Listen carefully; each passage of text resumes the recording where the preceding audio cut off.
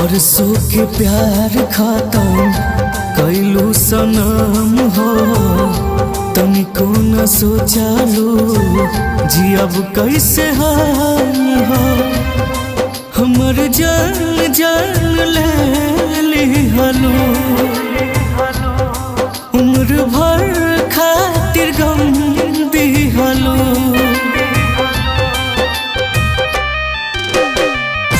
बरसों के प्यार खत्म कैलू सनम हो, तनिको न सोचालू जी अब कैसे हम हो।